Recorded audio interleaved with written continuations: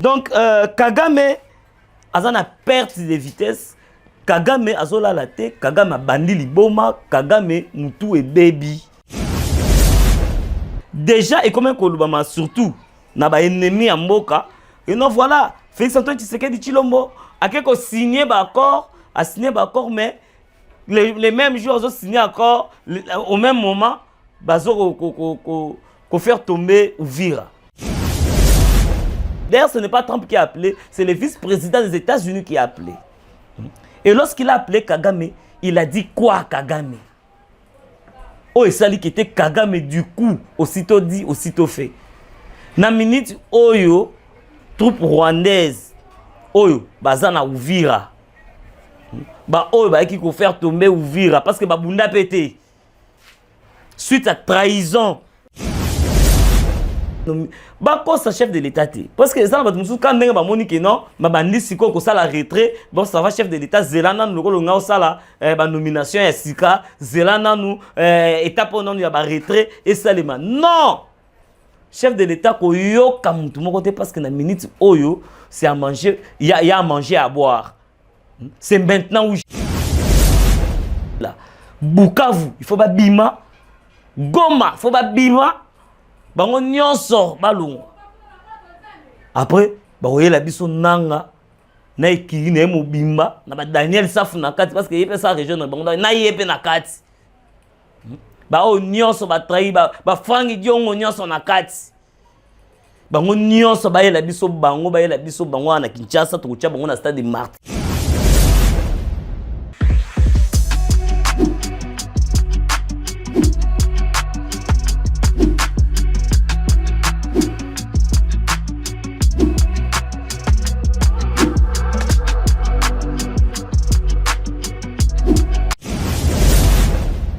Les ténèbres ne régneront pas toujours. Né prière et à président de la République Félix Antoine Tshisekedi pour la République démocratique du Congo. En tout cas, place nous sur mi partager émission ou liker. En tout cas, commentaire nabino et que ça la biso bien encore une fois bienvenue na mise au point où tu que ça la lelo pour nabino.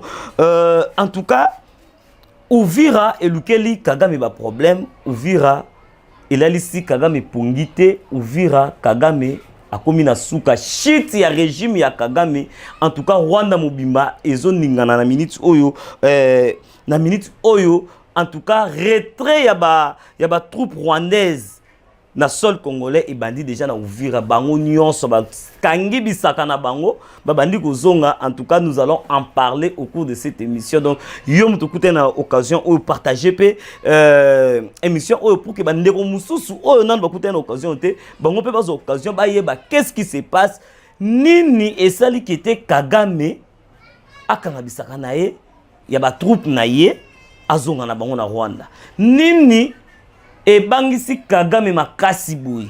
Nous allons vous expliquer au cours de cette émission. En tout cas, merci de la confiance. Vous continuez toujours à faire bon s'abonner sauvagement parce que à votre bando y a un pour que tu expliquer bino boye ba réalité, boye ba réellement qu'est-ce qui se passe. Donc Kagame azana perte de vitesse. Kagame azola la te, Kagame bandi liboma, Kagame mutu et baby. La minute Kagame mutu za ko beba aizo ebate asala nini azo ebate za lokola mutu akoti ki ndoki na ki mukolo. Dans la minute za lokola Kagame azo ki ndoki na ki mukolo, allez azo ko perte. Donc akomi 9 yang, donc 9-6. Kagame azu appel ya vice-président ya ba États-Unis mukolo ya lundi et sali panique na niveau moko ya kusakana te. Toyebi sabino au cours de cette émission et lo koni ni président vice-président des États-Unis a yebisi Kagame pour que Kagame aussitôt dit, aussitôt fait. Aussitôt dit, aussitôt réagi. Parce que déjà, et comme un Kolubama, surtout, n'a pas ennemi à Mboka, et non voilà, Félix Antoine Tshisekedi Tshilombo a quelque signé d'accord, a signé d'accord, mais les mêmes jours, ils ont signé accord au même moment, bazo ko faire tomber Uvira.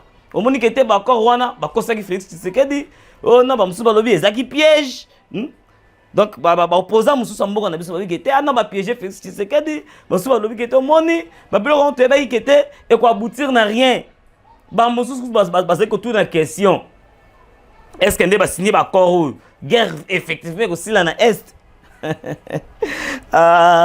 bon liker bon partager to expliquer bino nini oyo vice-président ya États-Unis a yebisi Kagame appel oyo azwaki a yebisi nini parce que les États-Unis basa batu oyo batika alikambuti Donald Trump le président des États-Unis a 8 ans à disposer à se disponibiliser pour que à l'andela processus ya paix na est République démocratique du Congo kasi Kagame veut faire la tête Kagame asali mapeka lokola yeba na mwa batu moko boye o ba ntetaka ye alobi que était à tête signé total à ceux qui donc ça lokola azo mekati azo chamu sapina moto Trump basala ke ba jeté basala kana ba jeté d'ailleurs ce n'est pas Trump qui a appelé c'est le vice-président des États-Unis qui a appelé et lorsqu'il a appelé Kagame il a dit quoi Kagame oh et ça qui était Kagame du coup aussitôt dit aussitôt fait na minute oyo troupe rwandaise oyo bazana Uvira ba oyo ba qui ko faire tomber Uvira parce que ba bunda pété suite à trahison ya ba généraux na biso de salaki qui était ba kota ki na Uvira parce que ba tikali ko s'affronter té suite à trahison de ba kota ki na Uvira tout ça main d'œuvre ya Kagame alors azui appel ezala makambo ba yebisi otoko expliquer bino au cours de cette émission et là on ça passe ces années les lobes congolais tant Félix Tshisekedi azo mouiller les maillots pour que Est et République démocratique du Congo paix et quota la plupart bazawana on dirait bazawana pona ko bundisa on dirait bazawana pona ko tia ba croc en jambe non Félix Tshisekedi sala qui prière wana boka zateke za qui blague les ténèbres ne régneront pas toujours et il est temps et c'est le moment oyo ténèbres wana oyo et persister pendant longtemps surtout na Est de la République démocratique du Congo, na Congo Mobima, et prendre fin. En tout cas, encore une fois, félicitations à Félix Antoine Tshisekedi Tshilombo parce que ba fait et bandi go monana. Po batu ba yimaki. Oh non, ba signer ndenge ba ko signer accord kaka siko ba signer accord aussi longtemps ba signer accord mbala moko kuna Uvira tomber. Au moins t'es que non ba ko si président de la République. Non. Les États-Unis avant d'aller Zotala parce que oyo Kagame salaki ezaki loko azaki kocha musapi na lisut ya États-Unis précisément Trump c'était mettre Trump en défi qui était à total non au salanine Trump au salanine bo signer d'accord yo kani mais Kagame sans tête et puis n'a pas tenaillé parce que Félix Tshisekedi Azara a raison Koloba. Lui ne négociera jamais avec les patins. Parce que Félix Tshisekedi c'est le mieux informé de la République. C'est le plus informé de la République. Tant où il y a lobby tout haut, c'est que tout le monde disait tout bas.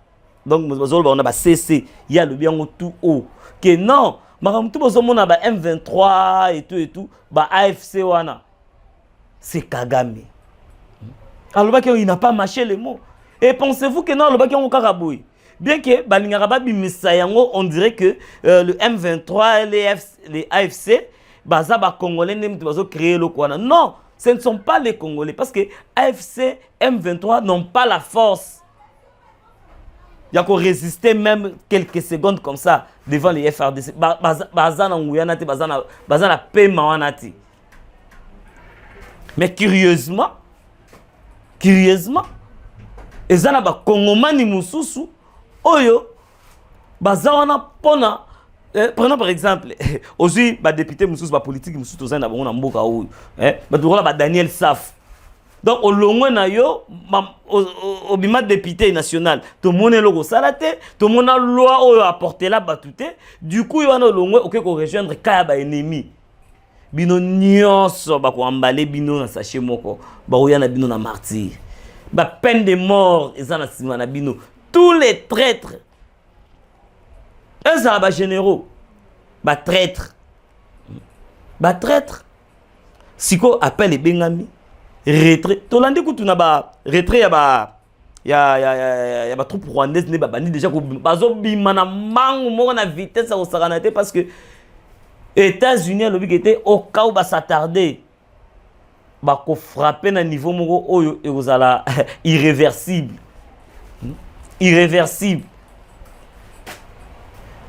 tout le monde dans les réseaux sociaux ba image nous circuler on a toujours ba quand il y a des ennemis na ba image na bango oyo ba salaka il y a un tox que non population il y a Uvira bazo réclamer pour na nini ba lobby retrait à troupe rwandaise na Uvira en tout cas ils sont mécontents il y a retrait on a pourquoi les États-Unis peuvent imposer ou encore demander au Rwanda ou encore na Kagame à ça la retrait nini ba CPLT retrait ba troupe na oh t'as la bonne information mon groupe fondé et ça donc et puis vous verrez que non il y a d'autres personnes oh ba zone ni ma information mon groupe il y a le kuta fondé de toutes pièces non les vraies informations ils ont des panabiso s'abonner à Abubano Royeba alors car na lobaki je vais vous dire quels sont les mots ou encore Makamunini oyo vice-président des États-Unis d'Amérique a yebisaki na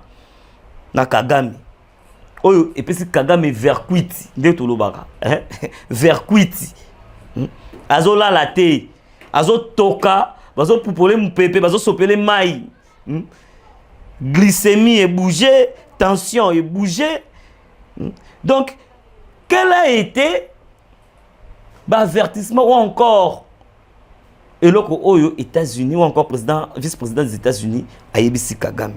Et le roi Dibosso. Menace de retrait du Rwanda du système SWIFT.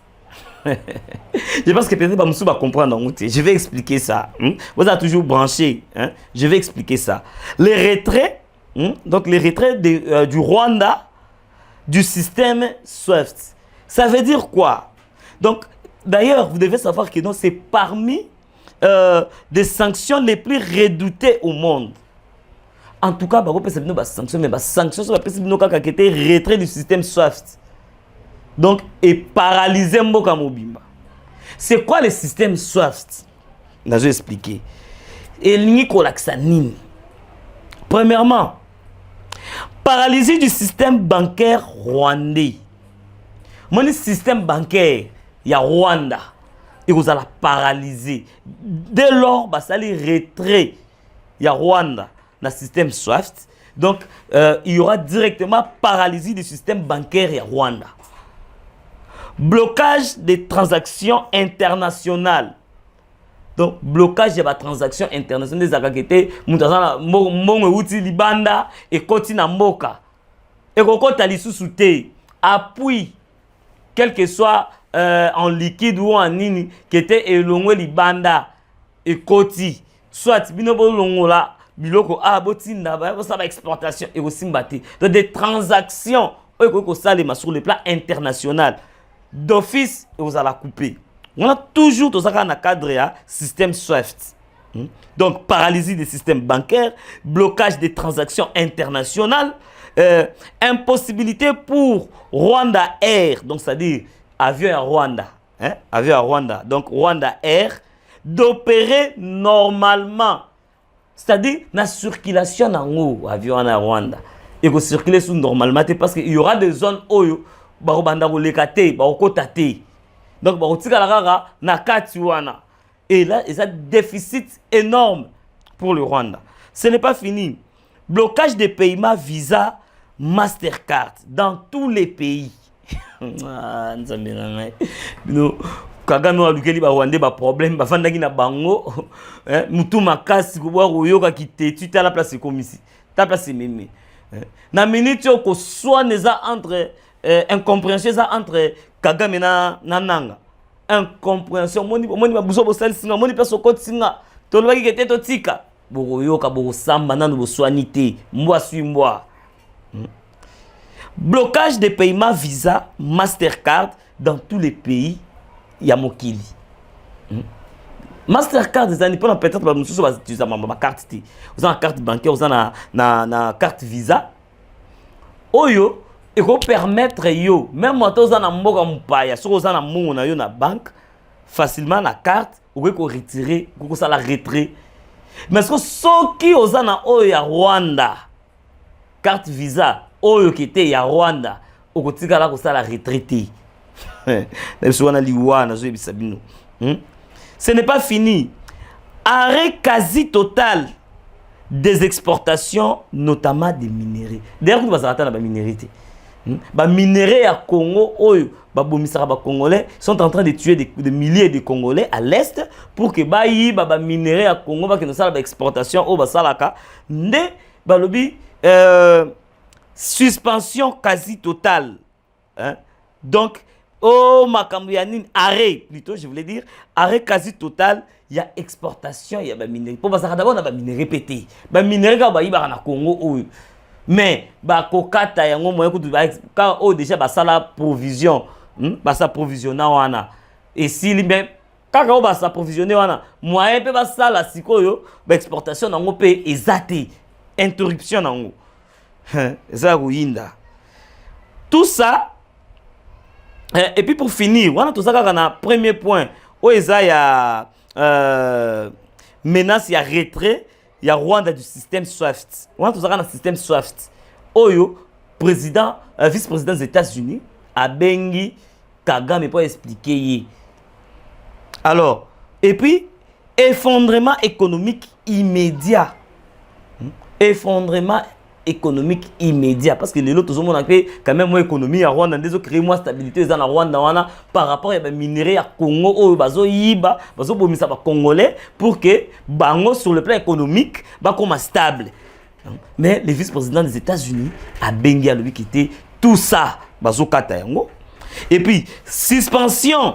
Voilà ce qu'au point 2. Il y a le bousses qui retrait et à Rwanda dans le système SWIFT. Deuxième point, ça, suspension de la présence diplomatique américaine à Kigali. Donc, nous avons l'ambassade des États-Unis à Kigali, à Rwanda. Et vous allez sous-souter. Il n'y en aura plus. Washington a prévu. Bon, parce que Washington a prévu. Si la guerre continue, l'ambassade des États-Unis au Rwanda sera relocalisée au Kenya. On a mis sur la bloc tout oyo vice-président des États-Unis a bengi Kagame bloc pesi Kagame vers quit alors là la té du coup malamoko a bengi nanga parce que te bozonga na troupe rwandaise autour bazala ko na bango nyonso na minute bazo bima en désordre mangu nini bazo bimela donc nanu to monate et puis balobia pour un régime qui mise tout donc je me rappelle je reprends plutôt pour un régime plutôt qui mise tout sur l'image, ce serait un camouflet diplomatique. Bon je pense que ça n'a moins erreur et à frappe parce que tous les bino ba information ou pour que bozala au parfum, il y a ma camion son nengezoleka. Voilà. Et puis il y a le point 3. Point 2, il y a les diplomatique, donc les retraits, suspension, il y a diplomatie entre les États-Unis et le Rwanda. Troisième point, il y a sanctions individuelles renforcées. Sanctions individuelles renforcées, il y a contre la personne de Kagame lui-même. Kagame lui-même, des membres de sa famille, donc Kobanda, Kagame lui-même, des membres de sa famille, des responsables militaires et les circuits financiers utilisés pour alimenter la guerre. C'est-à-dire il y a un circuit financier et ça et alimenter la guerre oh non babotoli mo cartel babotoli nini boy et où takande na nini et où takande na oyo Rwanda financement oyo na Rwanda et où takande na financement ya Rwanda. Et puis les États-Unis sont prêts à aller très loin pour désactiver son système de déstabilisation régionale. Et ngaye na minute Rwanda na zebisio Kagame maizo tanga seko tanga azotoka azana clim mais azotoka azana climatisé mais azotoka hein? Azotoka. Kagame recule et ordonne un signal de retrait Mbalamoko, sans plus réfléchir, sans toutefois réfléchir 2 fois. Mbalamoko, à l'immédiat, parce que Abengi Corneille Nanga, et puis il y a eu une lettre officielle au AFC M23, bah commis pendant le baquet, toujours se retirer, bon ça va, Toyo qui toujours se retirer, point nini menace, il est qui m'a cassé, et les États-Unis prêts pour frapper fort. Les États-Unis prêts pour anéantir. Et puis, c'est Kagame, la chute, où ils ont déjà, ils sont prévisibles. La chute de Kagame, régime de Kagame. Kagame est arrivé à la fin. Ouvira et Lukeli Kagame a problème. Vanana yo, te ça va, pendant l'accès que Tengane dans un vrai têtu. A Keti, a Okota na Ouvira. Parce que Ouvira et Lukeli a problème. Na minute ato sengi pardon aussi mbaté parce que ba décision c'est amis. Ba décision c'est amis. Né en biso tozo zonga, tozo interpeller pe tozo senga kana chef de l'état Félix Antoine Tshisekedi Tshilombo que retrait oyo les États-Unis a sengi na Kagame sala ba troupe na ina Uvira. Et suka kana Uvira té. Ndeto moni ministre ya affaires étrangères Thérèse Kaikwamba azo continuer pe ko mouiller toujours maillot pour la dossier pour que quand Kandenge bazo sala retrait avec précipitation ndenge bazo bimana mang na Uvira ndenge faut ba bimana Bukavu ndenge faut ba bimana Goma ba bima bango nyonso et puis les sanctions sur batu oyo basali génocide il y a génocide na la République démocratique du Congo, Batouana, ils doivent être poursuivis et puis il faut pas subir. Faut pas subir. Faut pas y avoir rigueur et la loi, faut pas subir yango. Peine de mort pour bango nyonso wana ozi ba Kabila ba Nanga ba Daniel Safou ba nyonso ba kende ko rejoindre. Bah, groupes armés, bah, parce que c'est une haute trahison. Et puis, bah, généraux, bah, trahir Mboka. Chef de l'État, Fungola Misu, bah, ils doivent être poursuivis. En tout cas, tous les chefs de l'État, suivi Wana et Salima. Et puis, quand Kandenga Laka qui était nomination, il faut Salima. Nous attendons ces nominations. Bah, quoi, ça chef de l'État? Parce que ça, quand on a dit non, ça la retrait, bon, ça va chef de l'État, Zelana, nous ça la nomination, et Sika, Zelana, nous, étape on a retrait, et ça les non! Chef de l'État, parce que la minute Oyo, c'est à manger, il y a à manger, à boire. C'est maintenant ou jamais. C'est maintenant ou jamais.